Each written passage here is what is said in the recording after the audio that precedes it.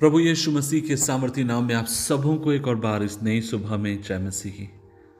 अजीजों, आज एक खास भजन मैं आपके साथ बांटना चाहता हूं जो आपको मुझे मिलता है भजन संहिता 150 साम्स 150 उसकी 1 से लेकर 6 आयत तक मैं आपके लिए पढ़ना चाहूंगा। लिखा है, यहाँ की स्तुति करो, परमेश्वर के पवित्रान में उसकी स्तुति करो, उसके सामर्थ्य से भरे हुए आकाश मंडल में उसकी स्तुति करो, उसके पराक्रम के कार्यों के कारण उसकी स्तुति करो, उसकी अत्यंत बड़ाई के अनुसार उसकी स्तुति करो, नरसिंगा फूंकते हुए उसकी स्तुति करो, सारंगी और वीणा बजाते हुए उसकी स्तुति करो, डफ और नाचते हुए उसकी स्तुति करो, तार वाले बाजे और बांसुली बजाते हुए उसकी स्तुति करो, ऊंचे शब्द वाली झांझ बजाते हुए उसकी स्तुति करो, आनंद और महाशब्द वाली झांझ बजाते हुए उसकी स्तुति करो। जितने प्राणी हैं सब के सब यह की स्तुति करें, यह की स्तुति करो।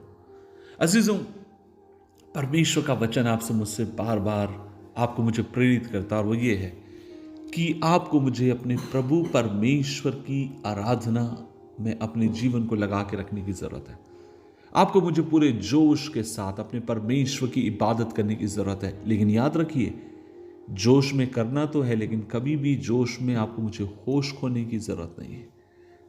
इस बात को आप हमेशा याद रखिए कि परमेश्वर ने हमें बाइबल के ऊपर आधारित 4 महत्वपूर्ण सत्य दिए हैं, जिन सत्यों के ऊपर आधारित होकर आपको मुझे परमेश्वर की इबादत करने की जरूरत है।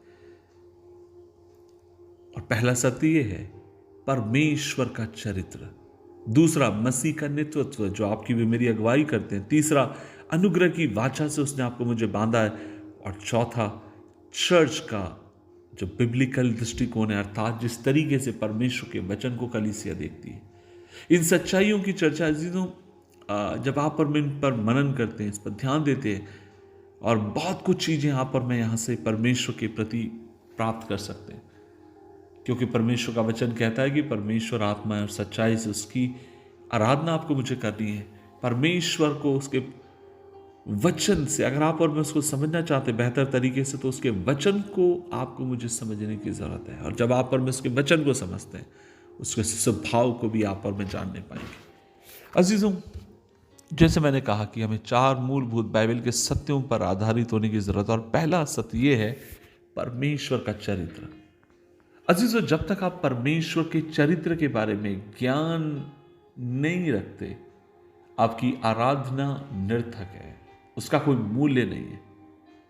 जैसे जैसे आप और मैं परमेश्वर की घनिष्ठता में बढ़ते चले जाते हैं, जैसे जैसे आप और मैं उसकी रूहानी उसके अनुभव में बढ़ते चले जाते हैं, एक चीज आप पाएंगे, और वो ये है परमेश्वर का घनिष्ठ रिश्ता आपके साथ बनता चला जाएगा, और परमेश्वर आपकी सहायता करेंगे।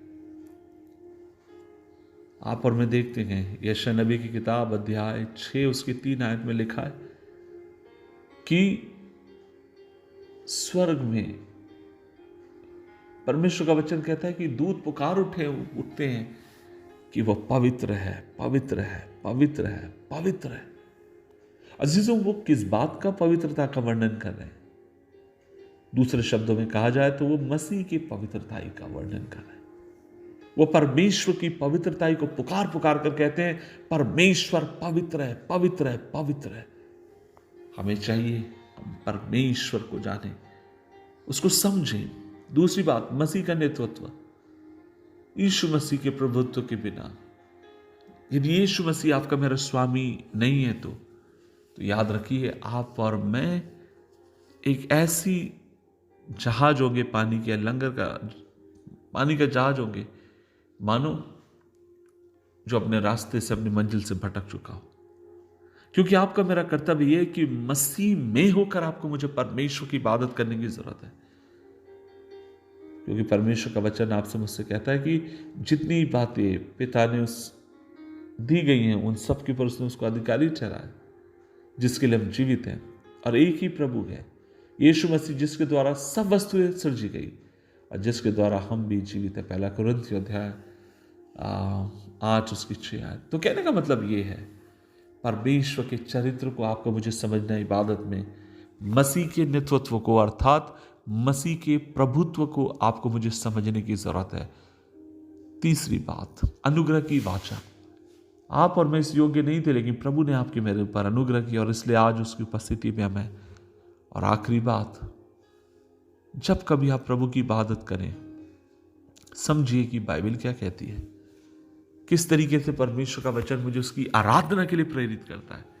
हील सॉन्ग कैसे करते हैं और कोई कैसा करता है, किस तरीके से इबादत करता है, नहीं नहीं नहीं नहीं, मुझे परमेश्वर की उपस्थिति में आने की जरूरत है, मुझे परमेश्वर के सानिध्य में आने की जरूरत है। और मुझे मेरी जो वर्शिप हो, बिब्लिकल एक वर्शिप हो, वचन के ऊपर आधारित होने वाली एक आराधना। खुदा हमारी मदद करे। दुआ करें, प्रभु जी इस वचन के लिए धन्यवाद, और हम दुआ करते हैं कि हमें अनुग्रह दे कि हम तेरे निकट आए, सहायता कर। यीशु मसीह के नाम से मांगते हैं, आमीन आमीन।